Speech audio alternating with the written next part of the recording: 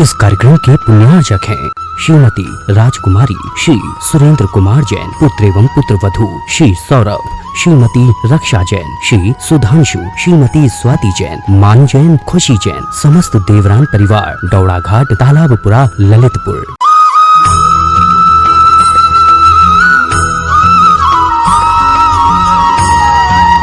गुरुवर को किसी की नजरिया रे लग न जाए, गुरुवर को किसी की नजरिया रे। देखो यहाँ ये नजरें इन चारों ओर से, देखे नजरें इन चारों ओर से। गुरुदेव है आए मीत मन मयूर के, गुरुदेव है आए मीत मन मयूर के। तब ज्ञान श्रेष्ठ चर्या वात्सल्य अनुपम है, हर रंग साधना के विशुद्धि के हर क्षण है। तब ज्ञान श्रेष्ठ चर्या वात्सल्य अनुपम है, हर रंग साधना के विशुद्धि के हर क्षण है।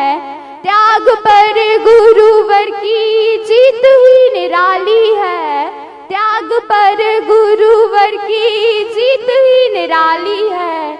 गुरु सुधा सागर की प्रीत ही निराली है, गुरु सुधा सागर की प्रीत ही निराली है। हम बांध ले गुरुवर को श्रद्धा की डोर से, हम बांध ले गुरुवर को श्रद्धा की डोर से। गुरुदेव है आए मीत मन मयूर के, गुरुदेव है आए मीत मन मयूर के। बोलो बादकपुर के सौभाग्य की नमोस्तुमाशी नमो। चलें सभी लोग अब अपने स्थान को शीघ्रता से ग्रहण करें। महाराज श्री के चरणों में हम सभी लोग मिलकर के चलते हैं। सभी लोग हाथ जोड़ें और देखें, यहाँ पर कुमारी वालों ने जो प्रभु आभार और गुरु आभार में शांति धारा की, उस शांति धारा की नगद राशि 1,21,000 रुपए यहाँ पर समाज को भेंट कर रहे हैं। समाज के अध्यक्ष श्रीमान सुनील कुमार जी डबलिया और साथ में सदस्य विवेक जी सिंघई यह राशि स्वीकार करें। चले जो भी अभी वहां पर उपस्थित हैं, विनोद भैया और भैया सुनील जी डबलिया, साथ में ये राशि स्वीकार करें। बांदकपुर का पुण्य जागा और गुरुदेव ने इस बांदकपुर की धरा पर पासनाथ धाम का निर्माण करा दिया। ये हमारे जन्मों जन्मों का पुण्योदय में आया है। इसी जन्मों जन्मों के पुण्य को हम कैसे बढ़ाएं, इस विषय पर पूज्य गुरुदेव का मांगलिक प्रवचन हम सभी को प्राप्त होने वाला। सभी लोग हाथ जोड़ें, हाथों को ऊपर सीफल बनाएं, ऊपर की ओर ले जाएं, बिल्कुल ऊपर की ओर ले जाएं और बोले हे स्वामी नमोस्तु नमोस्तु नमोस्तु। हे महाराज श्री अपनी मंगलवाणी से हम सभी को कृतार्थ करें। नमोस्तु महाराज जी, नमोस्तु महाराज जी, नमोस्तु महाराज जी। ओम नमः सिद्धेभ्यः, जय श्री ओम नमः सिद्धेभ्यः। सर्वमंगल मांगल्यम सर्वकल्याण कारकम प्रधानम सर्वधर्माणां जैनम जयतु शासनम्। पंच परमेष्ठी भगवान की आचार्य श्री गुरुवर कुंद महाराज की, आचार्य श्री गुरुवर विद्यासागर महाराज की।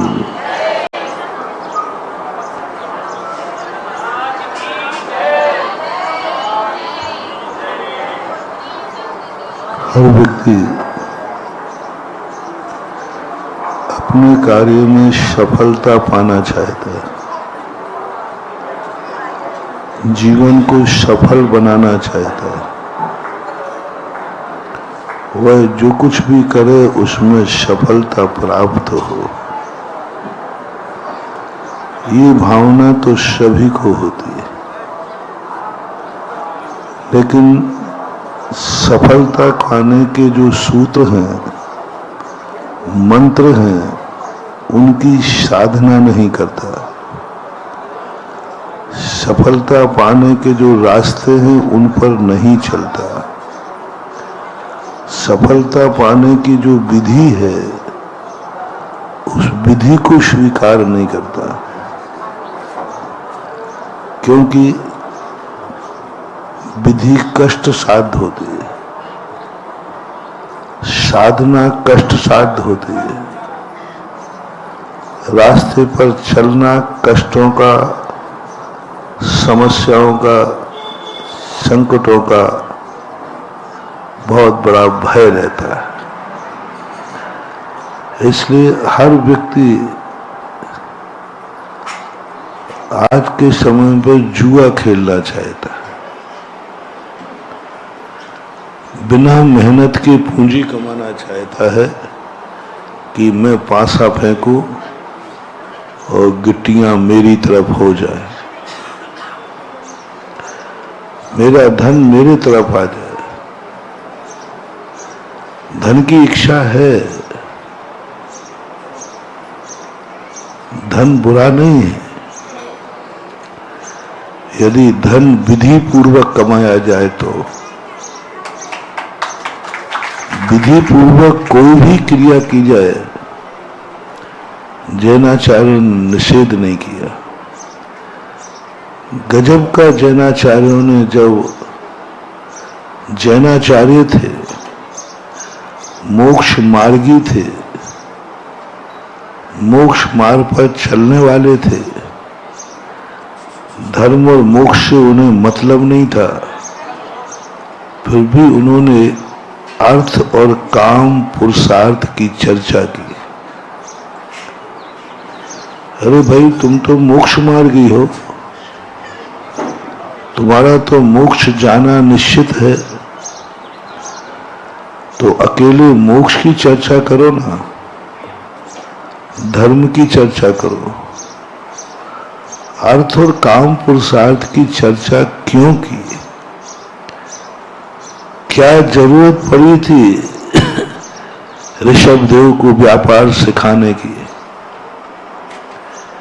क्या जरूरत पड़ी थी ऋषभदेव को खेती के सिखाने की?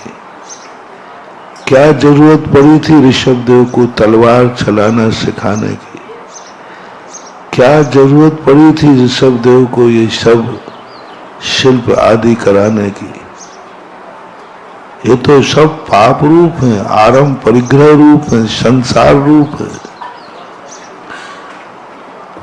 परमार्थ की शिक्षा देते,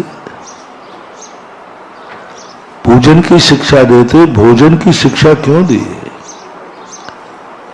पूजन कैसे की जाती ये बात बताना ठीक है, भोजन कैसे किया जाता है ये बात बताना वीतरागी को जमती नहीं है। मोक्ष मार्गी हो, वीतरागी हो, और वो संसार की व्यवस्था बना रहा हो तो ठीक सा नहीं लगता। तीर्थंकर मोक्ष मार्ग का प्रवर्तन करने आए थे और धंधा पानी करना सिखाने बैठ गए। आखिर ये प्रोटोकॉल के बाहर था और यही शास्त्रों में भरा पड़ा है। तब इसका चिंतन करते हैं तो ऐसा लगता है कितनी दूर दृष्टि थी, कितना दूर दृष्टि सोच था। मंदिर भले ही कितना ही पावन हो, लेकिन मंदिर में आने वाले रास्ते यदि गंदे होंगे तो मंदिर भी पवित्र नहीं रह पाएगा। रास्तों को झाड़ू, मंदिर में झाड़ू लगाना तो ठीक था, मंदिरों को पवित्र करना, साफ करना, निर्मल रखना, ये बात तो ठीक थी, लेकिन गली गली हारे साफ रखना, गांव के रास्तों की सफाई करना, उस गंदगी को साफ करना जो गंदगी छूने लायक भी नहीं है, नाम लेने लायक भी नहीं है, जो सब तरफ से अपावन है। मंदिर में वह गंदगी होती है जो निंदनीय नहीं है। क्या गंदगी होगी मंदिर में? धूल की थोड़ी बहुत। तो ये साफ करने की बात तो समझ में आई, लेकिन गांव के गली कूचों की जो गंदगी है उस पर तो ऐसी गंदगी भी हो सकती है जो छूने लायक भी नहीं, देखने लायक भी नहीं, जिसको छूने से पवित्र भी अपवित्र हो जाए। ऐसी गंदगी को साफ करने की विधि जब शास्त्र लिखने लग जाए, गुरु कहने लग जाए, तीर्थंकर कराने लग जाए, तो बहुत बड़ा प्रश्न उठता है, बहुत बड़ी जिज्ञासा होती है। पर हम संदेह न करके ये कहें कि ये गलती कौन कर रहा है। जो तुम्हें गलती नजर आ रही है, कौन कर रहा है ये गलती? जो बीतरागी होकर राग की उपदेश दे रहा है, ब्रह्मचारी होकर विवाह की चर्चा कर रहा है, आरंभ परिग्रह को छोड़कर के धंधे पानी की चर्चा कर रहा है। कौन है ये? कौन है ये? तुम्हारी दृष्टि में महाराज जी है तो पूर्ण बीतरागी, है तो पूर्ण धर्मात्मा, कहीं से गलती नहीं है, लेकिन महाराज चर्चाएं गलत कर रहा है। व्यक्ति गलत नहीं है। व्यक्ति को तो मैंने खूब पहचान लिया कि ऋषभदेव कभी गलत हो ही नहीं सकते। जिनवाणी कभी गलत उपदेश दे ही, और मेरा गुरु भी गलत नहीं हो सकता। गुरु तो 100% का है, जिनवाणी भी 100% की है, और ऋषभदेव भी 100% का है। लेकिन उनकी वाणी में, उनकी क्रिया में कुछ गलत नजर आ रहा है। ये महाराज को नहीं कहना चाहिए। ये उपदेश साधुओं के नहीं है। साधुओं को ये उपदेश नहीं देना चाहिए। संसार के घर गृहस्थी के चक्कर में नहीं पड़ना चाहिए। देखने में अच्छा नहीं लग रहा है। इतना बड़ा अहिंसक, अहिंसा का पुजारी, और तलवार चलाना सिखा रहा है। ये तलवार को ऐसे पकड़ो बच नहीं जाए सामने वाला। और है कौन? अहिंसक। अहिंसा का बहुत बड़ा सरताज, अहिंसा का पुजारी। इतनी अहिंसा, इतनी करुणा, इतनी करुणा, इतनी करुणा कि पूरे शरीर का खून दूध बन गया। इतनी करुणा, इतना जगत के प्रति वात्सल्य भाव कि उन तीर्थंकर का जन्म से ही सारा खून दूध के समान शुक्ल होता है।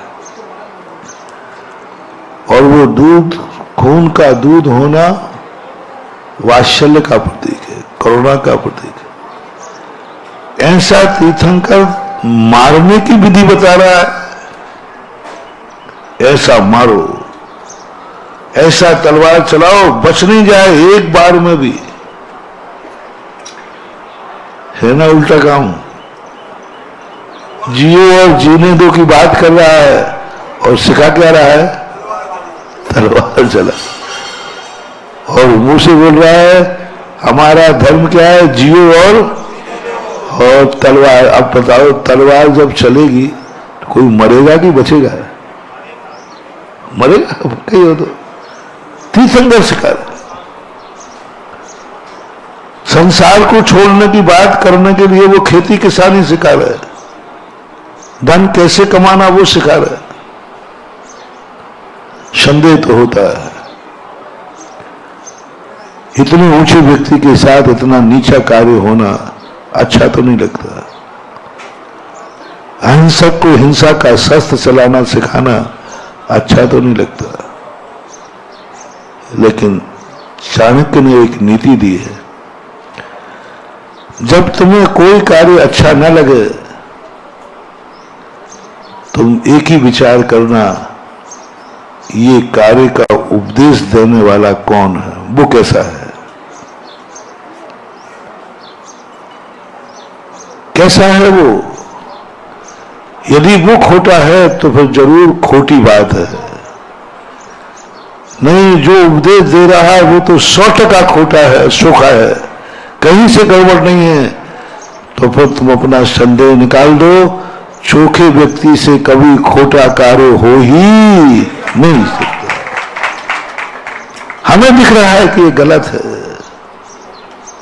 लेकिन करने वाला गलत नहीं है। कराने वाला गलत नहीं है तो कार्य भी गलत नहीं हो सकता। बस यहां से शुरू होती है आस्था, श्रद्धा, समर्पण, चमत्कार, अतिशय, यहां से शुरू होते। अच्छा आदमी अच्छा कार्य कर रहा है तो तुम अच्छा कह रहे हो, ये कोई चमत्कार का कारण नहीं है। अच्छा कार्य अच्छा व्यक्ति कर रहा है तुम उसको अच्छा कह रहे हो, देखा आज महाराज ने क्या अच्छा बोला, ये कोई समर्पण की भाषा नहीं है। क्योंकि अच्छा बोला हूं, अच्छा बोला हूं तो अच्छा तुम्हें कहना ही पड़ेगा, क्योंकि मैंने अच्छा बोला है, अच्छा किया है, अच्छा कर रहा हूं। लेकिन कभी तुम्हारा मन कहे कि ये क्रिया तो अच्छी नहीं है, लेकिन महाराज तो 100% का है, तो तुम्हारी फिर भी अंदर की श्रद्धा आए। सब लोग कहें देखो ये कार्य ठीक है क्या, कार्य तो ठीक नहीं है, लेकिन मेरे अंदर की आवाज कह रही है कि मेरा गुरु ठीक है तो उसका कार्य गलत हो नहीं सकता, ये दावा है। मेरी जिनवानी सच्ची है, मेरा भगवान सच्चा है, तो भली मुझे गलत दिख रहा है लेकिन वो गलत हो नहीं सकता। वक्तृ प्रामाण्यात वचन प्रमाणम, क्या सूत्र दिया पूज्यवर वीरसेन स्वामी ने। वक्तृ प्रमाण्यात, वक्ता की प्रमाणिकता यदि तुम्हारे पास है तो वचनों की प्रमाणिकता को जानने की जरूरत ही नहीं। कभी वक्ता प्रमाणिक है। वक्ता यदि तुम्हारी दृष्टि में प्रमाणिक है, फिर ये वचन कैसे हैं, संदेह करने की जरूरत ही नहीं।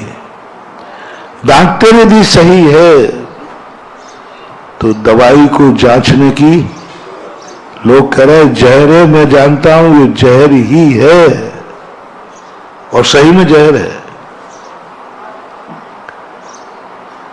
4 लोगों से जचवा लिया, प्रयोगशाला में जचवा लिया, सब तरफ से वो क्या निकला, जहर है। अब क्या करें। लेकिन देने वाला तो परम उपकारी है। देने वाला तो कभी किसी को स्वप्न में भी नहीं मार सकता, मरने का भाव ही नहीं कर सकता। ये हमारा पक्का विश्वास है, इसमें कोई संदेह नहीं है। आकाश के तारे जमीन पे आ सकते हैं, लेकिन ये व्यक्ति किसी का अहित नहीं कर सकता। लेकिन दे क्या रहा है, जहर। स्पष्ट हो चुका है, और इतना खतरनाक जहर है कि जो खाता है वो मरेगा। बहुत सारे मर गए, बहुत सारे वो जहर खाके मर गए। लेकिन आज जो जहर दिया है ऐसे प्रमाणिक व्यक्ति ने दिया है, अब क्या करें।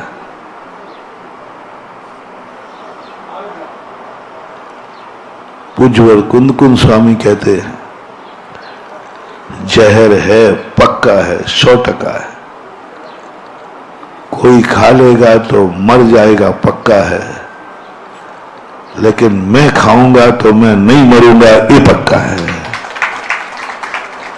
कोई खा लेगा तो मरेगा, पक्का 100% मरेगा। मर गए कई लोग, लेकिन मैं नहीं मरूंगा। बोले भाई तू कोई अलग से आता है क्या? जहर तुझे पहचानता क्या? बोले नहीं, मैं जहर खाऊंगा, मैं नहीं मरूंगा। क्या गारंटी है? क्योंकि जिसने दिया है उस पर मुझे विश्वास है कि वो मार नहीं सकता। जय विष्णु भुजंतो बेजो पुरुषो ना मरण मुभे आदि, जय पुग्गल कम्म सुदयम ना वज्र दे नानी। वैद्य ने जहर दिया है तो कुंद भगवान कहते हैं,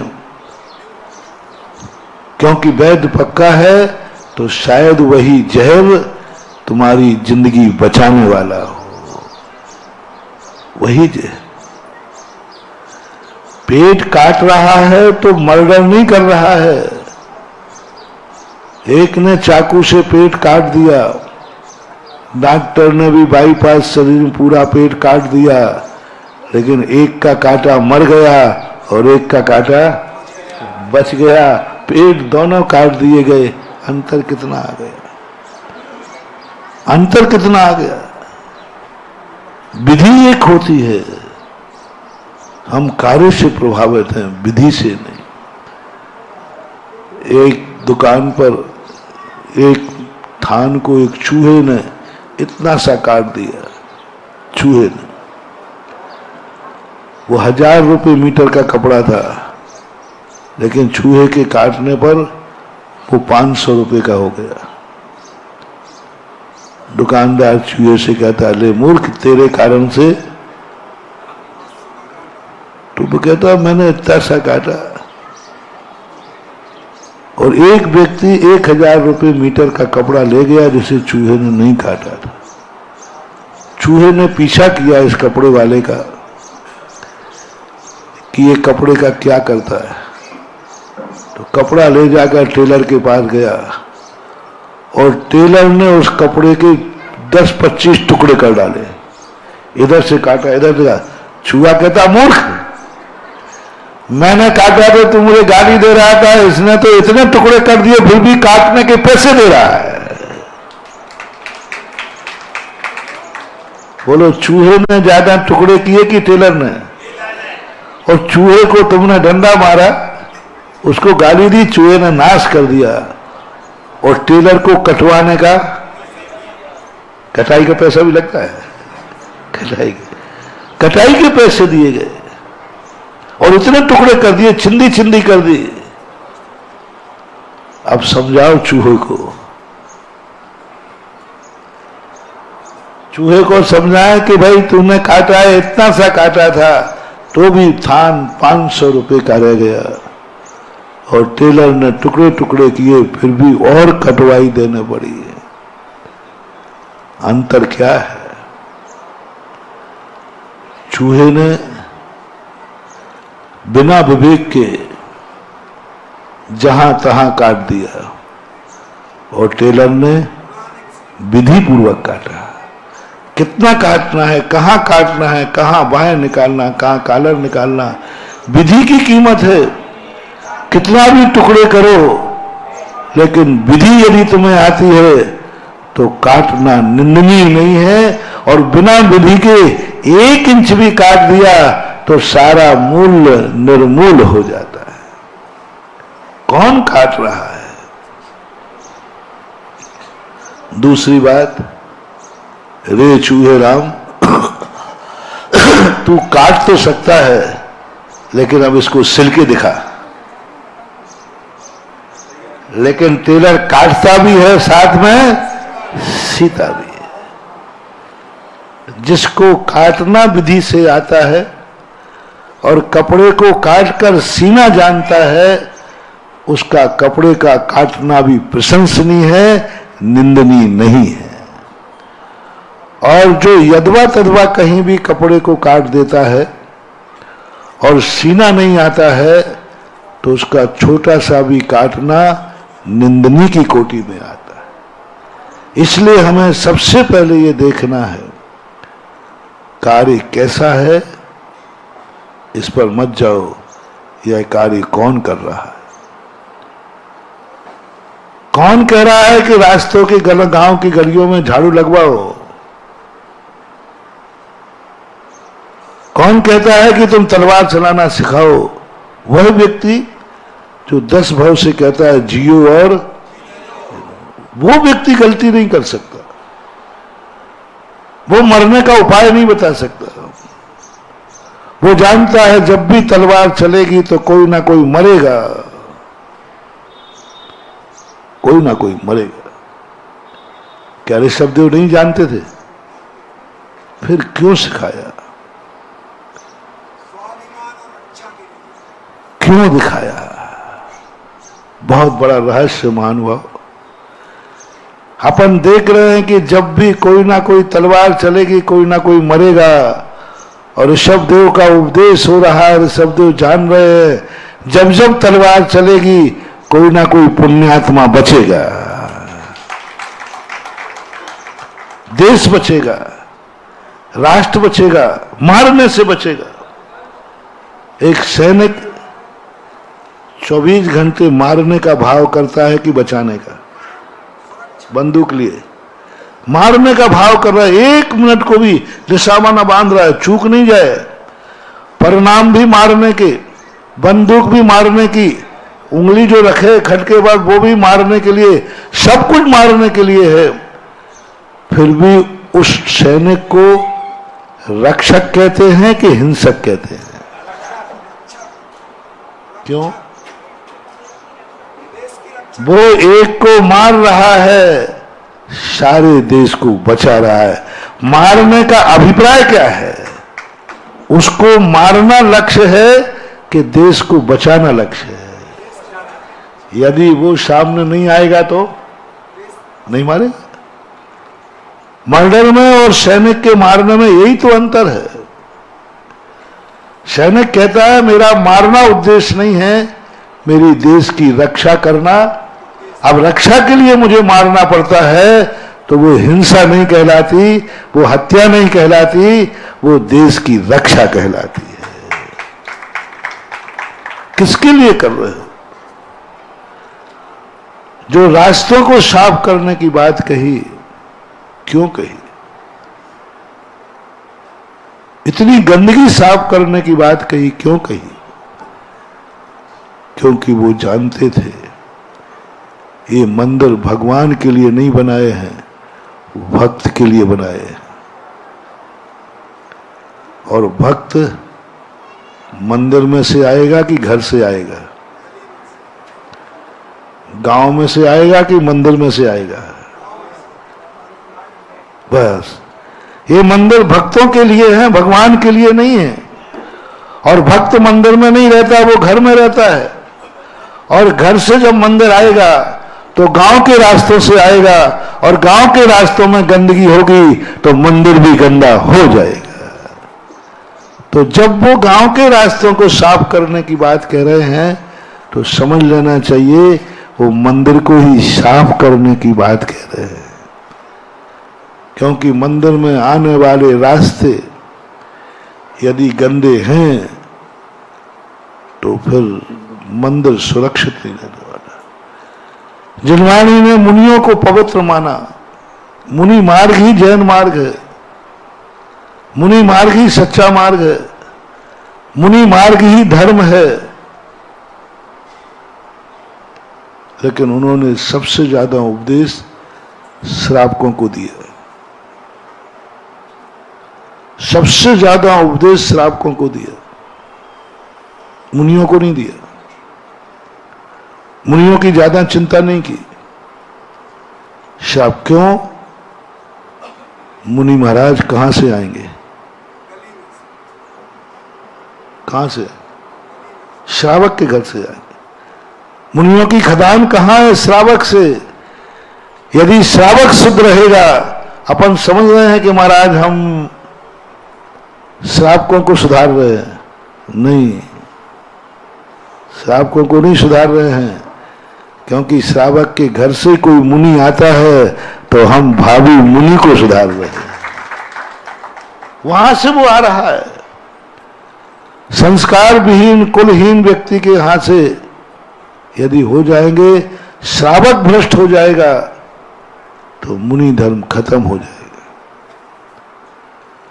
गांव के रास्ते गंदे बने रहेंगे, कितना भी पवित्र मंदिर बना लेना, मंदिर भी गंदा हो जाएगा। देव पवित्र बने रहें, शास्त्र पवित्र बने रहे, गुरु पवित्र बने रहें, लेकिन यदि श्रावक गंदा हो गया तो सब कुछ खत्म हो गया।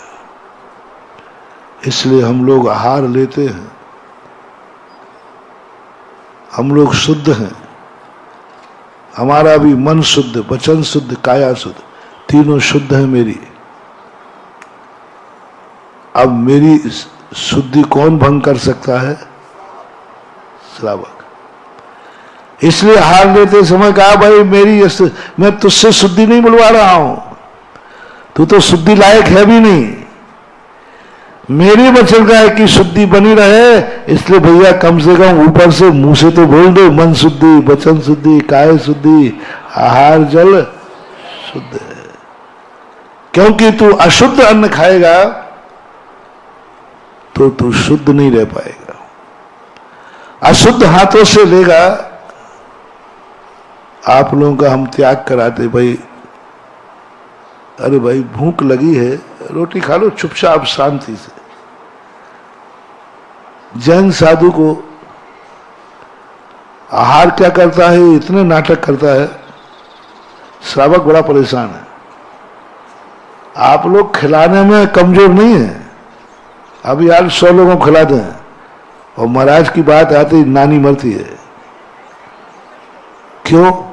और महाराज जी वो आप जो खाते हो वो तो कोई मायने ही नहीं है, लेकिन आपके थाली से ग्रास अंजलि में रखने के बीच का जो नाटक है उसमें हमें पसीना आता है। किसी भी दर्शन में ये नाटक नहीं है, संसार के किसी भी दर्शन में ये नाटक नहीं है। उनके साधुओं को भूख लगती है, श्रावक जाकर दे देता है, जिससे भूख मिटती है वो खा लेते हैं। उनको मतलब क्या है? भूख मिटाने से। और तुम कौन हो? तुम शाकाहारी हो, मांसाहारी हो, शुद्ध हो, अशुद्ध हो, शराबी हो, जुआरी हो, कबाड़ी हो, मबाड़ी हो, क्या हो? कोई लेना देना नहीं। उनका उद्देश्य है हमें भूख लगी है, तुम्हारे पास रोटी है वो मुझे दे दो, हम कुछ नहीं पूछेंगे, कुछ नहीं पूछेंगे, हमें कोई लेना देना नहीं, हमें भूख मिटाना है, बस खत्म।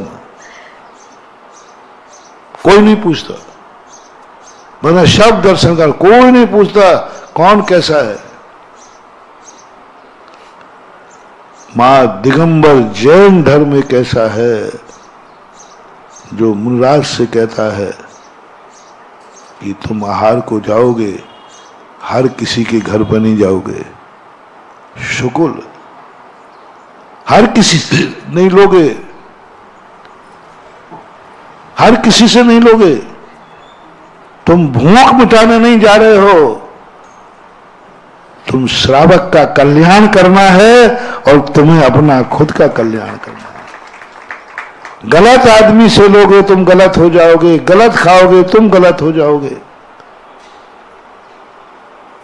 हम तुम्हारे जो त्याग कराते हैं, हमें क्या तकलीफ हो रही बताओ? तुम पियो ना, बोतल डबल पियो ना, खाओ 1-1 किलो गुटखा, मरो जल्दी, अपना क्या जा रहा है? हाँ मरो, मरना तो अपना क्या जा रहा है? लेकिन फिर भी करुणा करके साधु क्यों कहता है? क्यों तुम्हारे इतने पीछे पड़ता है? क्या तकलीफ है साधु को? अरे पैसा तुम्हारा खर्च होगा, शराब तुम पियोगे, अकाल में तुम मरोगे, तुम्हारी मां निपुती होगी, तुम्हारी पत्नी विधवा होगी, तुम्हारे बच्चे अनाथ होंगे, हमें क्या तकलीफ हो रही है? अच्छा बताओ हमारा क्या नुकसान होगा? क्या नुकसान? खाओ को, रात में खाओ, दिन में खाओ, भक्ष खाओ, अभक्ष खाओ, मंदिर आओ तो आओ, नहीं आओ तो नहीं आओ, तुम जानो, तुम्हारा काम जाने, मुझे लेना देना क्या है। बहुत बड़ी सोच महानुभाव। दो बातें, हवाएं बिगड़ने से हमारा कुछ नहीं होगा, लेकिन हवाएं बिगड़ने से हमारा सब कुछ बिगड़ जाएगा। हवाएं हम इसलिए स्वच्छ नहीं कर रहे कि हवाएं स्वच्छ रहें, हमें हवाएं इसलिए स्वच्छ रखना है कि वही हवाएं हमारा जीवन दान है, वही हमारी सुरक्षा का कवच है। हम तुम्हारे लिए जो त्याग करा रहे हैं उसमें मूल स्वार्थ है हमारा खुद का व्रत, खुद का मुनि व्रत। मैंने बड़ी मुश्किल से ये व्रत लिए हैं। मैंने जन्म जन्म की तपस्या और साधना से ये मुनि व्रत लिया है। एक भाव की तपस्या से मुनि बनने का भाव, जन्म जन्म से बहुत भाव किए होंगे मुनि बनने के, और कितनी तपस्या की होगी जब मुनि व्रत मिलता है। ये मुनि व्रत तुम्हारी 2 रोटियां बर्बाद कर सकते हैं, तुम्हारे 1 गिलास पानी बर्बाद कर सकता है। उस सैनिक की थोड़ी सी कमजोरी सारे देश का नाश कर दे। तुम सैनिक हो हमारे, तुम सैनिक हो इस मंदिर के, तुम भगवान नहीं हो, तुम गुरु नहीं हो, सैनिक राष्ट्र नहीं है, लेकिन सैनिक की चूक क्या कर देगी? पूरे राष्ट्र को खत्म कर देती। इसलिए सैनिक को सावधान रखने का अर्थ ये नहीं है कि हम सैनिक को सावधान कर रहे हैं, हम राष्ट्र को बचा रहे हैं। इसी प्रकार इस धर्म की रक्षा करने वाला मुनि नहीं है, भगवान नहीं है। जितना बड़ा आदमी होता जाता है उतना ही वह अपनी सुरक्षा करना छोड़ देता है, सुरक्षा के सब साधन छोड़ देता है। हम मुनि लोग अपनी सुरक्षा नहीं कर सकते। कोई मुझे मारने आएगा, मैं ध्यान करने बैठ जाऊंगा। शेर मुझे खाने आएगा, मैं ना भगूंगा ना उसे भगाऊंगा, क्योंकि मैं महाराज हूं। मेरी सुरक्षा के सारे साधन, ना मैं किसी को मारूंगा और ना मैं अपने जीवन की रक्षा करूंगा। मैं अपने जीवन की रक्षा नहीं करूंगा, मरूंगा तो मर जाएगा, शेर खाएगा खा जाएगा। ना मैं उसे मारने का भाव करूंगा और ना मैं अपने को बचाने का, क्योंकि मैं बड़ा हो गया। और भगवान की भी यही है, और आपके यहां भी यही होता है। आपके यहां राष्ट्रपति है, राष्ट्रपति बंदूक क्यों नहीं रख सकता? अपने बचाने का उपाय क्यों नहीं कर सकता? राष्ट्रपति को बंदूक मिलना चाहिए? नहीं, क्योंकि वो राष्ट्रपति है। एक कांस्टेबल के पास बंदूक है, बचने का बचाने का साधन है, और राष्ट्रपति इतनी शक्ति है, स्वयं अपने आप को नहीं बचा सकता, उसको बचाने के लिए हजारों सैनिक लगाए जाते हैं, लेकिन वो स्वयं नहीं बचा सकता। राष्ट्रपति को स्वयं शस्त्र रखना कानूनन अपराध है, वो राष्ट्रपति नहीं हो सकता, प्रधानमंत्री नहीं रख सकता, कोई मंत्री नहीं रख सकता। सेना का जो मंत्री है वो नहीं रख सकता। क्यों? क्योंकि वो बड़ा आदमी है। बड़ा आदमी जो होता है वो स्वयं को बचाने के लिए भी शस्त्र नहीं रखेगा, दूसरे को मारने के लिए भी शस्त्र नहीं रखेगा। उसे बचाने के लिए राष्ट्रपति के लिए कितनी सैनिक लगाए जाते हैं, लाखों करोड़ों रुपया खर्च होता है। एक राष्ट्रपति जब बाहर निकलता है कितना बड़ा प्रोटोकॉल होता है। क्यों ना एक बंदूक राष्ट्रपति को दे दी जाए, कोई आए तो टू टू करते रहे वो। कितना खर्चा बच जाएगा बोलो भाई। राष्ट्रपति को स्वयं की जान माल का खतरा तो है ही, क्योंकि खतरा तो रहता ही है। उसको स्वयं को ही एक बंदूक दे दी जाए अच्छी बढ़िया वाली, तो कितनी सेना बच जाएगी, कितना खर्चा बच जाएगा। उसके पास खुद बंदूक है, कोई आएगा तो वो निपटा देगा। नहीं, राष्ट्रपति स्वयं मरे तो मर सकता है, लेकिन उसको स्वयं रक्षा के लिए शस्त्र नहीं दिया जा सकता। चाहे करोड़ों रुपया सैनिक के लिए खर्च किए जाएंगे तो करेंगे, ब्लैक कमांडो। ऐसे ही भगवान, गुरु, धर्म, ये स्वयं अपनी रक्षा नहीं करते, मर जाएंगे। इनकी रक्षा करने वाला ग्रस्त श्रावक होता है। तुम हमारे सैनिक हो, तुम धर्म के सैनिक हो, क्योंकि तुम ग्रस्त हो। हमने ताकत है निपटने की, चिंता मत करना। क्या राष्ट्रपति को बंदूक चलाना नहीं आता? सिखा दो, एक दिन में सीख जाएगा। नहीं, चलाना आता है, लेकिन चला। साथियों को हमें अपनी रक्षा करना नहीं आता क्या? आता है। यदि मैं ठान लूंगा तो किसी की मजाल है कोई मुझे छू के दिखाए, छूने के पहले कीलत कर दूंगा, भस्म कर दूं। ताकत है, असमर्थ नहीं है, ताकत है। इतनी ताकत है कि साधु चाहे तो कोई उसकी तरफ बुरी नजर से भी नहीं देख सकता, कोई उसको कंकड़ भी नहीं फेंक सकता। लेकिन साधु है, वो कभी अपनी सुरक्षा और दूसरे का विनाश कर ही नहीं सकता, मरे तो मर सकता है। असमर्थ नहीं है, असमर्थ नहीं है। ये साधु की तपस्या है, असमर्थ नहीं है। विश्वामित्र असमर्थ नहीं थे राक्षसों को भस्म करने के लिए।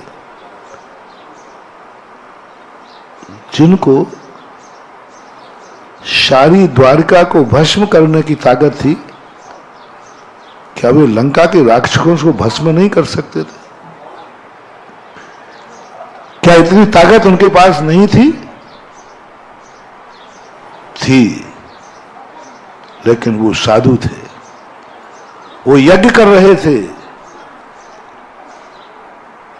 और यज्ञ में, यज्ञ का जो मुखिया होता है वो मर सकता है, लेकिन यज्ञ में किसी को नाश नहीं कर सकता, वो दुश्मन भी क्यों ना हो। यज्ञ की आहुति से दुश्मन का नाश नहीं किया जा सकता, चाहे कुछ भी हो। बड़ी गजब की बात हुआ, राक्षस लोग आकर के हमेशा यज्ञ में विघ्न डालते थे। कोई हड्डी फेंकता था, कोई कुछ फेंकता था। और बड़े बड़े साधु थे वह, जिनकी इतनी ताकत थी कि एक अंजलि में पानी लेके फेंक दें तो भस्म हो जाती सारी लंका, सारे राक्षस कीलित हो जाते। लेकिन उन्होंने नहीं किया, नहीं किया, क्योंकि वो साधु थे, वो यज्ञ करने वाले थे। यज्ञ करने वाला साधु स्वयं मर सकता है, लेकिन मारने वाले को भी मारने का भाव भी नहीं कर सकता। यही प्रश्न किया था दशरथ ने, जब विश्वामित्र राम लक्ष्मण अभी मुश्किल से पढ़ के आए थे। 16 साल तक अध्ययन करके आए थे, और दूसरे दिन ही विश्वामित्र आ गए और मांगने लगे, दशरथ मुझे तुम्हारे दोनों राजकुमार चाहिए यज्ञ की रक्षा के लिए, हमारी रक्षा के लिए। बोले गुरुदेव, हमारे बेटे अभी आए हैं, चलो मैं चलता हूं।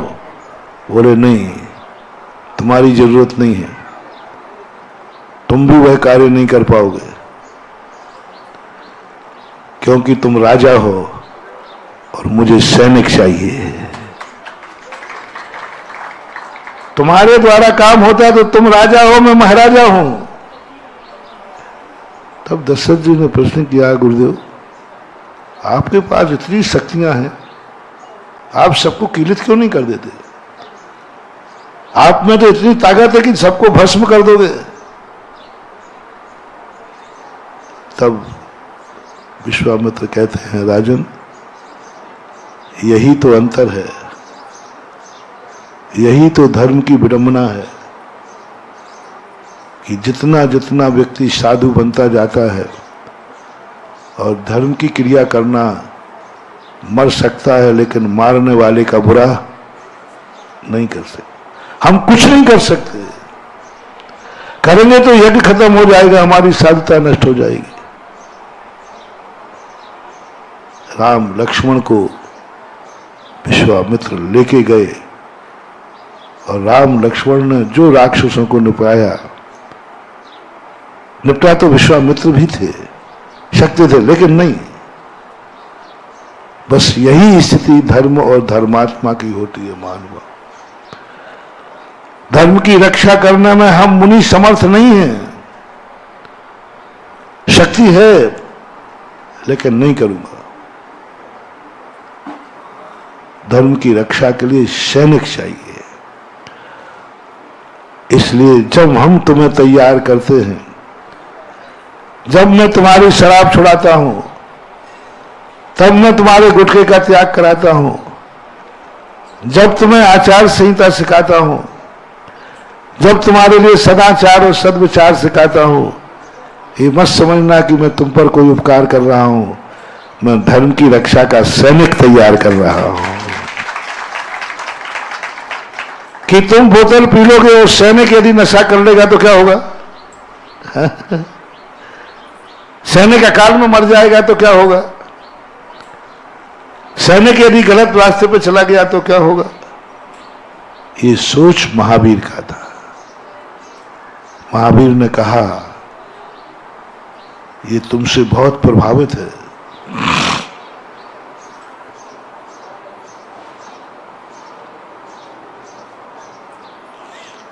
ये तुम्हें भगवान मानता है, तुम्हारे प्रति श्रद्धा रखता है, इसको बिगड़ने मत देना। ये तुम्हारा भक्त है, कुभक्त को नहीं। ये तुम्हारा भक्त है, ये बहुत श्रद्धा रखता है, इसको बिगड़ने मत देना। यही तुम्हारी धर्म की रक्षा करने वाला सैनिक बनेगा। इसी से धर्म के, क्योंकि तुम तलवार नहीं उठा सकते, तलवार भी उठा सकता है। तुम सामने वाले से भिड़ नहीं सकते, ये भिड़ भी सकता है। और मौका पड़े तो तुम्हारी रक्षा के लिए तुम तो इसको मर जाओगे, मारने का भाव नहीं करेगा, लेकिन श्रावक तुम्हें बचाने के लिए मर जाएगा और मार भी देगा। राष्ट्रपति नहीं कर सके, लेकिन ब्लैक कमांडो मर भी सकता है, और लेकिन राष्ट्रपति स्वयं मर सकता है लेकिन मारेगा नहीं। साधु संत धर्म ऐसा ही है महानुभाव। श्रावक को, ग्रस्त को सैनिक कहा, क्योंकि ग्रस्त तलवार भी उठा सकता है। तो जब ऋषभदेव ने तुम्हें तलवार सिखाई तो ये मत समझना कि तुम्हारे लिए हिंसक बनाया, बल्कि अहिंसा के महापुजारी धर्म की रक्षा के लिए जब जब धर्मात्मा की तलवार चलेगी तब तक कोई ना कोई धर्मात्मा बचेगा। अपन ने क्या लिया, जब भी तलवार चलेगी कोई ना कोई मरेगा। और ऋषभदेव क्या देख रहे हैं, जब जब कोई तलवार चलेगी कोई ना कोई धर्मात्मा बचेगा, धर्म बचेगा। क्योंकि धर्मात्मा कभी भी, अच्छा आदमी कभी भी सत्य चलाएगा किसी धर्म की रक्षा के लिए चलाएगा, मारने के लिए नहीं चलाएगा। धर्म की रक्षा के लिए चलाएगा। उसकी दृष्टि में होगी कि इस व्यक्ति को मारे बिना धर्म की रक्षा नहीं हो सकती, तो वो धर्म का रक्षक कहलाता है, भक्षक नहीं कहलाता। इसलिए श्रावकों को भारत से बौद्ध धर्म चला गया। क्यों? उन्होंने साधु तो बनाए, श्रावक नहीं बनाए। श्रावक को नहीं संभाला, साधुओं को संभाला। और महावीर ने सबसे पहले कहा, तुम्हारा ये भक्त है, लग जाओ इसके पीछे, इसको बिगड़ने मत देना। इसके हाथ में शराब की बोतल आने के पहले अभिषेक का लोटा पकड़ा दो। मैं तुमसे इतनी प्रेरणा दे रहा हूं, अभिषेक करने की बात करता हूं। क्यों? भगवान को इतने ज्यादा लोटे ढालने की क्या जरूरत पड़ी? क्यों अभिषेक करना? क्या भगवान प्यासे हैं? क्या भगवान को गर्मी चढ़ती है कि ज्यादा लोटा डालने से भगवान फ्रेश हो जाएंगे? तो क्या मैं तुमसे अभिषेक इसलिए करा रहा हूं कि तुम भगवान बन जाओगे, तुम धर्मात्मा बन जाओगे? भगवान का अभिषेक करोगे तो कल तुम भगवान बन जाओगे। मुझे बांधकपुर से उम्मीद नहीं है। तुम भगवान का अभिषेक करोगे, मेरे से जुड़ोगे तो तुम मुनि महाराज बन जाओगे, ये उम्मीद नहीं है। तो फिर महाराज क्यों पीछे पड़े हो? फिर क्यों पीछे पड़े हो कि सुबह उठ के अभिषेक कर, सुबह उठ के अभिषेक कर। बाहर के बच्चे जो थे अभी कहीं बेंगलोर वगैरह पढ़ते, सुबह मैंने कहा कहाँ के हो भाई? बोले यहीं का हूं। तो यहाँ का दिखा, यहाँ का जैनी मुझे अभिषेक के समय धोती दुपट्टा पे दिखा तो मैं तुरंत समझ जाता हूं या तो ये पूर्व भाव का हरिजन है या आगे बनेगा, या पूर्व भाव का पशु है और या आगे बनेगा। नहीं पहने तो यहां का व्यक्ति अभिषेक का समय हो रहा है और बिना धोती दुपट्टा के दिखे तो मैं क्या सोचता हूं? जो मैं सोचता हूं वो, या तो ये पूर्व भाव का कोई ऐसे कुल में जन्मा होगा है जहां कभी जिंदगी में मंदिर के अंदर ही, तो या तो ऐसे कुल से आया है और या फिर ऐसे कुल में जाने की तैयारी कर रहा है, और या फिर पशु पर्याय से आया है। कोई पशु मशु में से आ गया बांधकपुर में, और या पशु बनने की, और या फिर कोई महिला रहा होगा पूर्व में और या आगे महिला बनने की तैयारी। ये कारण बनते, मेरे मन में यही भाव आता है। इसलिए तुरंत देखते ही मैं कहता हूं भाई कहाँ का है? अरे मैं बांधकपुर का हूं। लेकिन महाराज मैं यहां रहता नहीं हूं, मैं तो बेंगलोर कहाँ रहते, अलग अलग स्थान पर रहता हूं। अब वहां की कहानी जब बच्चों ने बताई, अब मैं क्या करूं? वहां की जो स्टोरी बताई, वहां का रहन सहन बताया, वहां का जो कल्चर है वो बताया, मैं भी कांप गया। मेरे पास भी कोई रास्ता सूझा नहीं। बच्चों ने कहा कि हम लोगों को रास्ते बताओ, मैं क्या करूं? जिस वातावरण में हम पल रहे हैं उस वातावरण में हम लाख उपाय, कहीं ना कहीं से हम असुरक्षित हैं, कहीं ना कहीं से हम मर्यादा के विरुद्ध में हैं, कहीं ना कहीं हम कुलाचार के, धर्माचार तो बहुत दूर की बात रही, कुलाचार भी पालन करना कठिन है जिस कल्चर में पढ़ रहे हैं।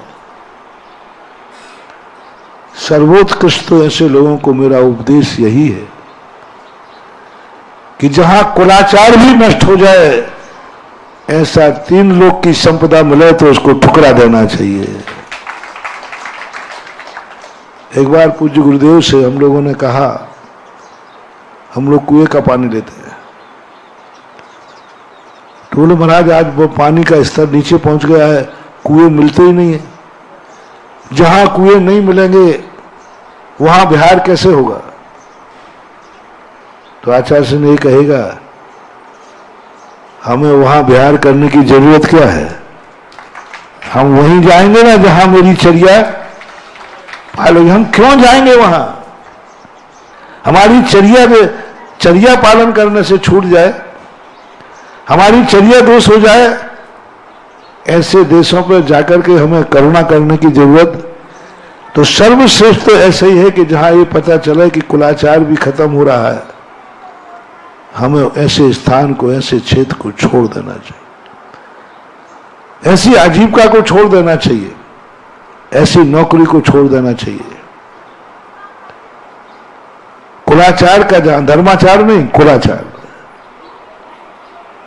फिर परिस्थितियां कुछ ऐसी होती हैं कि हम नहीं छोड़ सकते।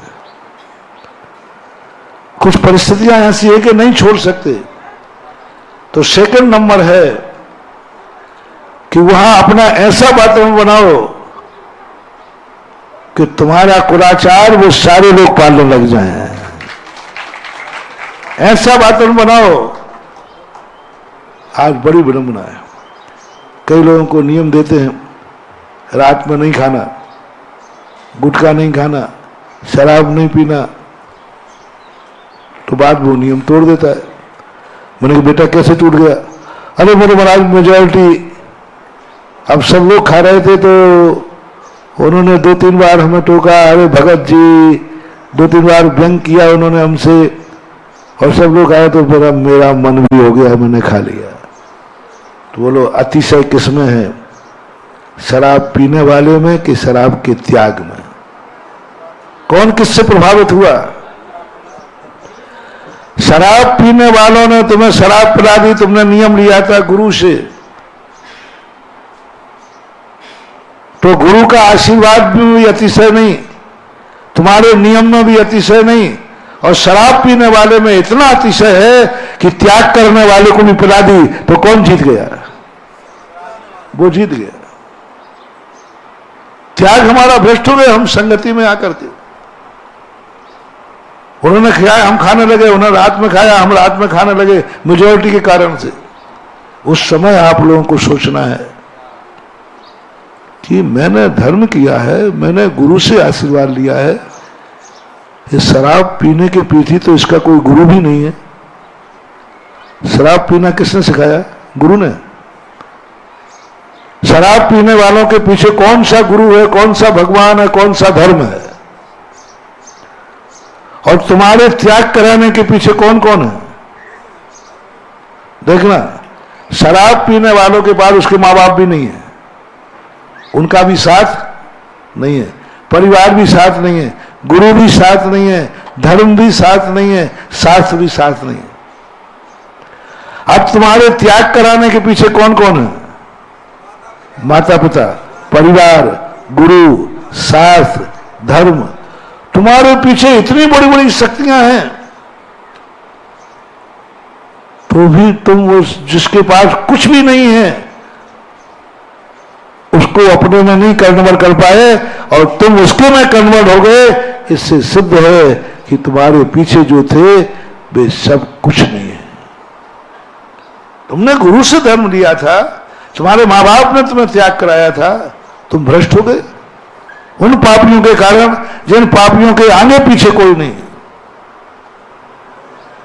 हिम्मत रखना चाहिए, ताकत रखना चाहिए। नहीं, मैं यदि सच्चा जैनी हूं, मेरे गुरु के प्रति सच्ची शक्ति है, तो 1000 शराबी आ जाए, मैं शराब पीने वाला नहीं हूं और ताकत इतना अतिशय करूंगा कि उनकी भी शराब त्याग करा के रहूंगा। तब गर्व से आके कहना महाराज देखा, संकट आएगा, परेशानी आएंगी, लेकिन हमें धर्म का अतिशय शक्ति दिखाना है।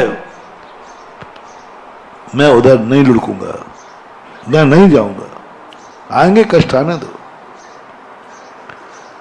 कष्टों में धर्म नहीं छोड़ना ही तो धर्म की परीक्षा है। यदि कल जो मैंने कहा था, धर्म करते समय एक नियम सोचना चाहिए, सुख के लिए नहीं। मैं मानता हूं कि मुझे कष्ट आएगा क्योंकि मैं धर्मात्मा हूं, मैं धर्म कर रहा हूं और कष्ट आएगा ये मान के। तुम लोग धर्म इसलिए करते हो कि धर्म करेंगे तो कष्ट दूर हो जाएंगे, और मैंने कल नहीं या परसों उदाहरण दिया था। तुम्हारी धारणा है कि माता पिता की आज्ञा मानने से कष्ट दूर हो जाएंगे, और मैं उन बेटों को बता रहा हूं जो ये सोच के चले कि माता पिता की आज्ञा मानने से कष्ट का पहाड़ टूटेगा। अब बोलो, रिपीट करो। माता पिता की आज्ञा मानने से कष्ट दूर हो जाते हैं, गुरु की आज्ञा मानने से कष्ट दूर हो जाते हैं, धर्म के मार्ग पर चलने से कष्ट दूर हो जाते हैं। ये सबकी धारणा है। ओके, लॉक करूं? है कि नहीं है? सबकी है। और मैं थोड़ा उल्टा बोल रहा हूं। मैं वो धर्मात्मा चाहिए जिसकी धारणा ये हो कि जितना मैं बड़ों की आज्ञा मानूंगा मेरा जीवन संकट में जाएगा, गुरु की आज्ञा मानूंगा, धर्म के मार्ग पर चलूंगा तो कष्ट का पहाड़ टूटेगा, फिर भी मैं धर्म करूंगा, ये व्यक्ति चाहिए। फिर भी मैं, उदाहरण क्या दिया था? अपने मर्यादा पुरुषोत्तम श्री राम ने, बोलो, कष्ट किस लिए आया? माता पिता की आज्ञा मानने से कष्ट आया कि नहीं मानने से? पिताजी की आज्ञा मानने से। यदि वो नहीं मानते तो नहीं आता कष्ट। तो तुम्हारा किसमें नंबर ले लूं? पिताजी की आज्ञा मानने में। बेटा कष्ट आएगा, आने दो, आने दो। बस ये सोच है। कितना बड़ा कंसेप्ट है, देखो कितना बड़ा कष्ट। जान रहे हैं श्री राम कि मैं क्या करने जा रहा हूं, जान रहे। लक्ष्मण को जब संबोधन दिया, विदेही सीता को जब संबोधन दे रहे हैं, जब सीता ने कहा मैं भी वनवास चलूंगी, क्या उपदेश दिया है रामचंद्र जी ने सीता को, क्या कष्टों का वर्णन किया है। मालूम है तुम्हें जंगल में क्या क्या कष्ट आएंगे, मालूम है तुम्हारी जिंदगी कैसी होगी। ये सब उदाहरण रामचंद्र जी ने जो संकट झेले ना, ये सब रामचंद्र जी ने सीता को पहले बता दिए थे। मालूम वहां पर राक्षस लोग रहते हैं, वहां पर ये होगा, तुम्हें अपहरण ले कर सकते हैं, सब बातें बताएं। जो जो जंगल में घटित हुआ रामचंद्र जी ने सब विदेही को उपदेश देते समय बताया था। ये जंगल जा रहा हूं, मालूम वहां कितने कष्ट हैं। जब मैंने ये प्रसंग पढ़ा तो मैंने कहा आप सब जान रहे हैं, अनजाने नहीं है, अनजाने नहीं थे कि ये कष्ट नहीं आएंगे, जान रहे थे ये कष्ट आएंगे, फिर पिता की आज्ञा क्यों मानी, क्यों मानी। हाँ, अनजाने थे, इनको नहीं पता था कि पिता की आज्ञा मानने से ये कष्ट नहीं आएंगे, अनायास आ गए तो फिर भी मान लेता। नहीं, सब मालूम था उनको, एक एक बात उन्होंने बताई। उनका पढ़ना, आप जब वनवास जाते समय सीता को संबोधन करते हैं तभी सब बात, फिर भी स्वीकार कर रहे, फिर भी वनवास जाने को तैयार हो गए। और सीता भी कम नहीं थी, वो कहती है नाथ आप इतने ज्ञानी हो तो मैं मूर्ख नहीं हूं, आप इतने ज्ञानी हो तो आपकी श्रीमती इतनी मूर्ख नहीं हो। उसने 4 कष्ट और गिना दिए, मुझे मालूम है वनवास में जाने पर ये कष्ट आएंगे, फिर भी मैं साथ चलूंगी, मुझे मालूम है इन कष्टों को। क्या बात है, क्या गजब की बात। कष्टों को जान रहे हैं दोनों प्राणी, फिर भी बड़ों की आज्ञा मान रहे। आप लोग बड़ों की आज्ञा मानने पर साक्षात महान कष्ट आएगा, फिर भी मानने का भाव हो तो समझ लेना तुम्हें बड़ों का आशीर्वाद मिल जाएगा। धर्म करने पर तुम्हें संकट आएगा, संकट दूर नहीं होगा। मैं स्पष्ट बोल रहा हूं, जितना जितना धर्म करोगे संकट आएगा। अब क्या राय है? उसके बाद भी करना है। रामचंद्र जी के पीछे पड़े बेटा तो जो उनकी गत भाई वही तुम्हारी होगी। हाँ, और रावण के पीछे पड़े तो जो रावण को वैभव था वो तुम्हें मिलेगा। आप फैसला कर लो। रावण के पथ पर चलोगे तो सोने की लंका, सोने का महल, और क्या ठाठ थे रावण के, बताओ तो सही। क्या, और रामचंद्र जी के पथ पर चलोगे तो क्या दुर्दशा हुई। जो भी रामचंद्र जी के पीछे गया उसको सबको कष्ट झेलना पड़े। आपका क्या मन हो रहा है? रामचंद्र जी जैसे पूजना है।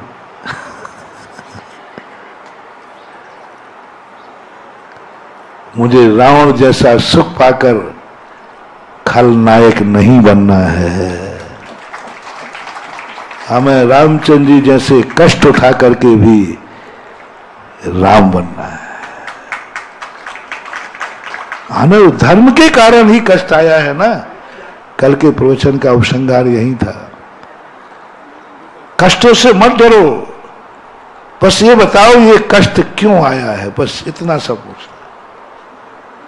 तलवार सवाल तलवार का नहीं है, ये तलवार शब्देव ने क्यों दी है? बचाने के लिए कि मारने के लिए? सैनिक की नियुक्ति मारने के लिए की गई है कि देश की रक्षा के लिए? देश की रक्षा। बोलो। अब देश की रक्षा में मारना पड़ेगा तो मारेंगे, मारेगा, लेकिन फिर भी वो रक्षक ही कहलाएगा, रक्षक ही कहलाएगा। आपके जीवन में कष्ट आते हैं, मैं इसके कोई भी, बस मुझे इतना बताओ ये कष्ट तुम्हारे लिए किस लिए आया है, बस इसकी खोज कर लो बाहर में। जो कष्ट तुम्हें आया है वह कष्ट किस कारण से आया है, सब गिनाया था। जो भी प्रकार के कष्ट तुम्हारे जीवन में आए किस कारण से आए? बड़ों की आज्ञा मानने से, धर्म करने से, गुरु की संगति से, भगवान की भक्ति से। जाओ महानुभाव, यदि इन कारणों से संकट आया है तो चिंता करने की जरूरत नहीं। थोड़े दिन के कष्ट और हैं, बाद में इतना सुख मिलेगा कि वो सुख कभी खत्म नहीं होगा, क्योंकि धर्म के कारण कष्ट आया है। धर्म के कारण से कोई भी कष्ट आ जाए, कभी मन को हीन नहीं करना, मन को फीका नहीं करना। ये कष्ट मुझे धर्म के कारण आया है, ये परेशानी मुझे मंदिर जाने से हुई है, ये परेशानी मुझे बड़ों की आज्ञा मानने से हुई है। बस आराम से झेलो। मैं आज एक ही आपको कष्टों से तो मैं मुक्त कर नहीं सकता। संसार से कष्टों से मुक्त करना ये मिथ्या अभिमान है। बस मेरी तमन्ना है कि मेरे जीवन में भी और मेरे जीवन, मेरे भक्तों के जीवन में भी कष्ट आवे तो धर्म के कारण से आवे। मेरा भक्त कष्ट उठावे धर्म के लिए उठावे। कष्ट उठावे लेकिन किस लिए उठावे? धर्म के लिए उठावे। कष्ट आवे, दोनों लेना। उठावे तो किसके लिए उठाना है? धर्म के लिए। आवे तो किस लिए आवे? धर्म के लिए करने के लिए कष्ट आ जाए। बस ऐसे भक्तों पर तुम्हें कष्ट आएगा और मैं गर्व करूंगा, मैं ऐसे भक्तों का गुरु हूं जिन्हें धर्म के कारण से कष्ट आया है। बस मैं कभी ये भावना नहीं करता कि मेरे और मेरे भक्तों के जीवन किसी पाप के कारण कष्ट आवे, बुरे कार्यों से कष्ट आवे। तुम बर्बाद हो तो इसलिए नहीं हो जाओ कि शराबखोरी, नशाखोरी, जुआखोरी से बर्बाद हो, सब कुछ खत्म हो जाए तुम्हारा, क्योंकि तुमने जुआ खेल लिया, क्योंकि तुम्हें शराबखोरी की लत पड़ गई। कह दूं, बांदकपुर में कोई बर्बाद होवे तो पारसनाथ के धाम के कारण होवे, मैं अपने आप को भाग्यशाली मानूंगा। कोई कहे भाई ये बर्बाद कैसे हो गया, अरे महाराज वो आपकी बदौलत। फिर मेरी बदौलत क्या, वो आप पारसनाथ धाम बोलाए थे ना, तो उस पारसनाथ धाम में बोली बोल दी तो उसकी सारी जायदाद बिक गई। किसके लिए बिक गई, रिपीट करो जल्दी बोलो। पारसनाथ धाम के लिए बिक गई। ओहो, जिस दिन ये समाचार मुझे मिलेगा मेरा सीना 56 इंच का हो जाएगा। मैं कहूं वाह, आज इस कलयुग में ऐसे भक्त हैं मेरे जो धर्म के लिए बर्बाद होने पर तुले हैं और फिर भी कहते हैं मेरा धर्म जिंदाबाद है, फिर भी मन नहीं बिगड़े। एक छोटी सी बात कह के खत्म करता हूं। रामचंद्र जी जब इतने संकट में आ गए, इतने संकट में आ गए कि उन्होंने स्वयं मरने का भाव कर लिया। उन्होंने स्वयं मरने का भाव कब किया मालूम, जब लक्ष्मण जब भूधराशायी हो गए, तब कहा यदि सूर्य उदय तक मेरा लक्ष्मण जीवित नहीं हुआ तो लक्ष्मण के साथ मैं भी मरूंगा। जब कोई व्यक्ति मरने की सोचे तो समझ लेना चाहिए संकट की अति हो, सबसे बड़ा संकट हो गया, अब इससे बड़ा संकट हो ही नहीं सकता। जब मैंने ये प्रसंग पढ़ा तो मैं कांप गया। मैंने कही प्रभु आप ही जब ऐसे हताश हो जाओगे तो जनता का क्या होगा। आप ही लक्ष्मण के बीच में तुम मरने की बात कहने लगे, मैं मर जाऊंगा यदि लक्ष्मण जीवित नहीं हुआ तो। मैंने ये तो बच्चों का खेल हो गया, ये तो साधारण लोग बोलते, आप लोग बोलते हो तो आप जैसे व्यक्ति मरने का भाव कर रहे। पहले तो लगा मुझे अच्छी बात नहीं है, आप लोगों का इतना साहस, आप जैसी महाशक्ति को इतना साहस खोना नहीं चाहिए। ठीक है दुख हो रहा है, लेकिन तुरंत उसके बाद जो पंक्तियां हैं महानुभाव शेयर करना, मोटिवेशन। विभीषण, अंगद, जामवंत उनको समझाते हैं रामचंद्र जी हताश मत हो, धर्म की शरण लो, धर्म पर विचार करो। तो मुझे लगा अब इन सबको जम के फटकार मिलने वाली है। अभी हाल राम से क्या धर्म मचा रखा है, इसी धर्म से तो मैं बर्बाद हुआ हूं। आप होते तो क्या करते, उसी धर्म के कारण बर्बाद हुए और लोग उसी धर्म की बातें कर रहे, थोड़ा धर्म का सहारा लो। तो मुझे लगता है कि बांदकपुर में शायद 99.99 छिड़ पाएंगे। क्या धर्म मचा रखा है। मैंने भी यही सोचा जब पहली बार ये पढ़ा कि अभी हाल कहेंगे रामचंद्र जी क्या धर्म मचा रखा है, इसी धर्म से तो मैं बर्बाद हुआ हूं। जितना जितना धर्म कर रहा हूं उतने उतने संकट और आ रहे हैं। देखो मेरा भैया पड़ा है, क्या कर लिया मेरा धर्म ने। ये शब्द की मैं उम्मीद कर रहा था। ओहो, कैसे बन जाते हैं महान आत्माएं। समझाने के बाद श्री राम जी क्या कहते हैं कि हे विभीषण, हे अंगद, हे जामवंत, आप लोग सही कह रहे हो। ऐसी घड़ी में मुझे धर्म का सहारा लेना चाहिए। मैंने क्या बात हो गई, जिस धर्म से संकट आया अभी भी उनकी श्रद्धा नहीं डिगी। अभी भी धर्म से उनकी एलर्जी नहीं हुई। धर्म के कारण संकट आया और आप भी वो धर्म कर रहे हैं। अरे थोड़ा तो मैंने क्या धर्म कर रहा है, मैंने खूब धर्म कर लिया है, मैंने सारे धर्म कर लिए, अब मेरी धर्म से घृणा हो गई है, मैं धर्म को छोड़ता हूं। जिस हालत में वो पहुंचे थे उस हालत में ये आवाज निकलना चाहिए थी, लेकिन उनकी आवाज ने निकल के कहा आप सही कह रहे हैं, ऐसे समय पर मुझे धर्म की शरण। ओहो, उस समय जो मेरी श्रद्धा बढ़ी, मैंने कहा भगवान अब मुझे पता चला कि आप दुनिया में अमर क्यों हैं। आज पता चला कि दुनिया तुम्हारा नाम क्यों रोशन कर रही। आज पता चला कि तुम इतनी महान ऊंचाई पर क्यों हो। यानी उसके बावजूद भी धर्म के प्रति अभाग्य बहुत महसूस होता है।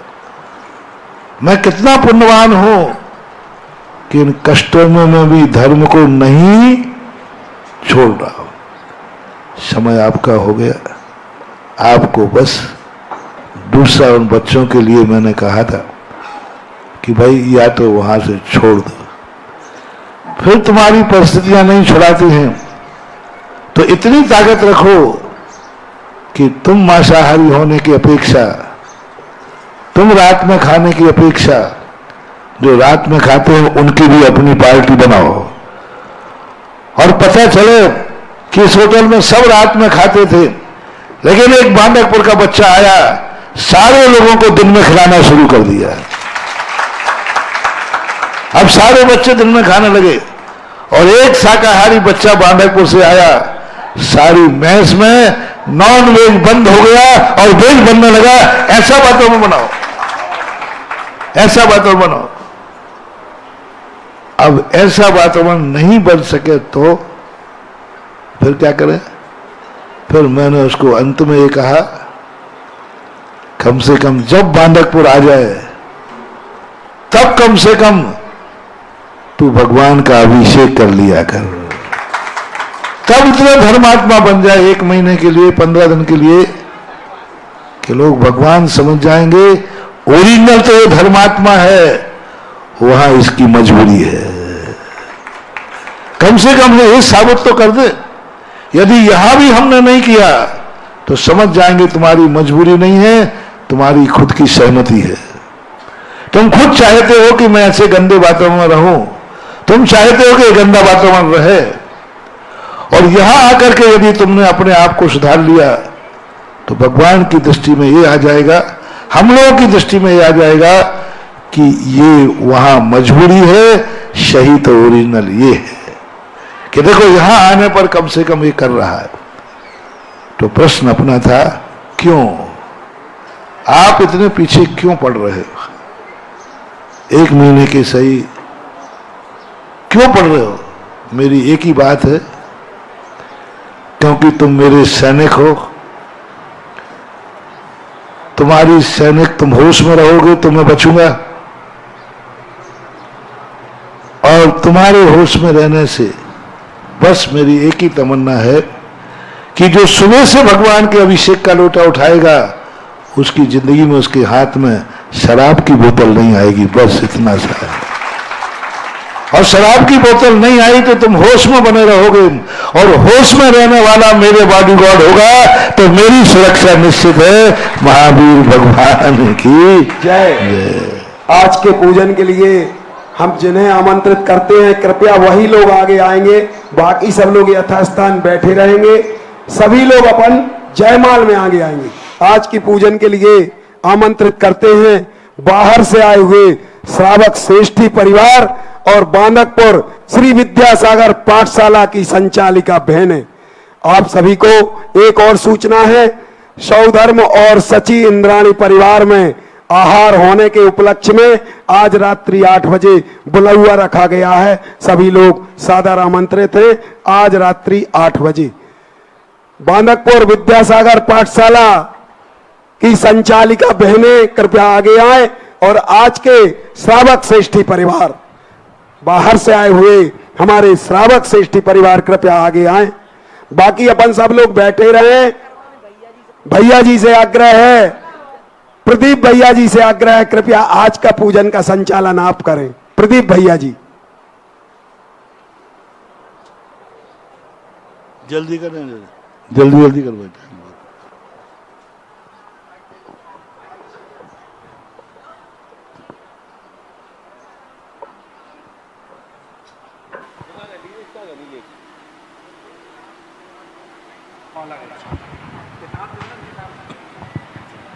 बुक ला के दे दो। बोलिए परम पूज्य आचार्य गुरुदेव श्री विद्यासागर जी महाराज की जय। नवाचार्य मुनि श्री समय सागर जी महाराज की जय। परम पुण्य पसवन मुनि पुंगव श्री सुधा सागर जी महाराज की जय। पुस्तक तो दे दो मेरे को, मुझे कंठस्थ याद नहीं है। खोलो पुस्तक का।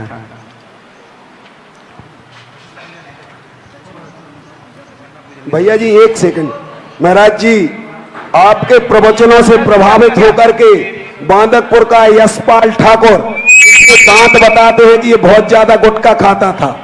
यह आपके समक्ष संकल्प कर रहा है कि अब मैं जीवन पर्यंत गुटखा, शराब इत्यादि कभी नहीं ग्रहण करूंगा। गुटखा, शराब, मांस आदि कभी सेवन नहीं करना बेटा है। मेरा आशीर्वाद।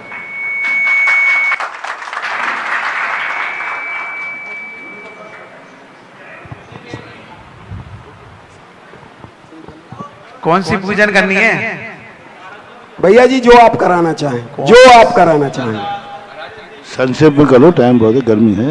ओम ह्रीम, फिर मैं ही कर दूं। आचार्य श्री जी के चरणों में हम झुका रहे अपना, माता जन के जीवन की हर चर्या मन पड़ी स्वयं ही नवगाथा। नैना गम का वह सुधा कलश जो बिखराते हैं गली गली, जिनके दर्शन को पा करके खिलती मुरझाई हृदय कली। ओम रूम सताच आचार्य विद्यासागर महामुनीन्द्र अत्रि अवतरत शंभु षडावरणम। ओम सताच आचार्य विद्यासागर महामुनीन्द्र अत्र तिष्ठ ठाटा स्थापनम। ओम सताच आचार्य विद्यासागर महामुनीन्द्र अत्र मम सन्नितो वस सन्निधिकरणम। सांसारिक विषयों में पढ़कर मैंने अपने को भरमाया, इस राग देश की मैं तरनी से अब तक पार नहीं पाया। तब विद्या सिंधु के जल कण से भव काल सिधोने आया हूँ। आना जाना मिट जाए मेरा, है बंद काटने आया हूँ। ओम सदाचार्य विद्यासागर नमः। जन्म जरा मृत्यु विनाशा जलम दुर्वापामिति। क्रोध अनल में जल जल कर अपना सर्वस्व लुटाया है, निज शांत स्वरूप न जान सका जीवन भर इसे भुलाया है। चंदन सम शीतलता पाने अब शरण तुम्हारी आया हूँ। संसार ताप मिट जाए मेरा, चंदन बंधन को लाया हूँ। ओम सदाचार्य विद्यासागर नमः। संसार ताप विनाशनाय चंदनम रूपपामिति सह। क्रोधी अनल जड़ को ना मैंने जड़ समझा नहीं, अक्षय निधि को पहचाना। अपने तो केवल सपने थे ब्रह्म और जगत का भटकाना। चरणों में अर्पित अक्षत है अक्षय पद मुझको मिल जावे, तब ज्ञान अरुण की किरणों से यह हृदय कमल भी। ओम सदाचार्य विद्यासागर अक्षपद प्राप्त स्थान नर्वपामिति। जिस देश में जिस भेष में, शॉर्ट में मारे इन विषय भोग की मदरा पी में बना सदा से मत वाला। तृष्णा को तृप्त करे जितनी बढ़ती इतनी इच्छा ज्वाला। मैं काम भाव विध्वंसी तुम सुमन चढ़ाने आया हूँ। यह मदन विजेता बन न सके यह भाव हृदय में। ओम सदाचार्य विद्यासागर नमः। काममाल वनस्नाय पुष्पम नृपामिति। इस क्षुधा रोग की व्यथा क्यता भव भव भव में कहता आया हूँ, अति बख्शी अबख्शी बके फिर भी मन तृप्त नहीं कर पाया हूँ। नई वेद समर्पित करके मैं तृष्णा की भूख मिटाऊंगा, अब और अधिक ना भटक सको यह अंतर बोध बनाऊंगा। विद्या सागरी ब्रह्मा क्षुधारु विनाशनाय नैवेद्यम निर्वपामिति। मोह अंधकार से व्याकुल हो निज को नहीं मैंने पहचाना, मैं राग द्वेष में लिप्त रहा, इसे हाथी रहा बस पछताना। यह दीप समर्पित है मुनिवर मेरा, तम दूर भगा देना, तुम ज्ञान दीप की बात से मम अंतर दीप जला देना। विद्या सागरी ब्रह्मा महामोद का वैष्णव दीपम निर्वपामिति। स्वाहा कर्मिनी घिरा है मैंने अब तक यह माना था, बस पापी कर्म तज पुण्य कर्म को चाहिए रहा अपनाना था। शुभ अशुभ कर्म सवेर कुदल है, मैं इन्हें जलाने आया हूँ, इसीलिए आपके चरणों में अब धूप चढ़ाने आया हूँ। सदा आचार्य विद्यासागरे नमो नमः स्कंदना धूपम निर्वपामिति। स्वाहा। भोगों को इतना भोगा कि खुद को ही भोग बना डाला, साध्य और साधक का अंतर मैंने आज मिटा।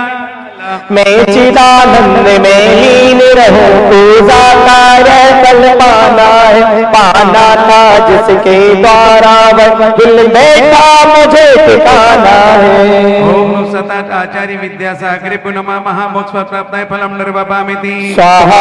के मैं भव को पा करके निस दिन कैसा यल मस्ती रहा, चारों गतियों की ठोकर को होने में ही अभ्यस्त रहा। मैं हूँ स्वतंत्र ज्ञाता दृष्टा, मेरा पर से क्या नाता है, कैसे अनर्घ पद पा जाऊं यह अरुण भावना भाता है। भावों की निर्मल सरिता में अब गान करने आया हूँ, मेरा सारा दुख दर्द हरो है अर्घ बेटने लाया हूँ। हे तपोमूर्ति हे आराधक हे योगी सर्वे महासंत, यह अरुण कामना देख सके युग युग तक आगामी वचन।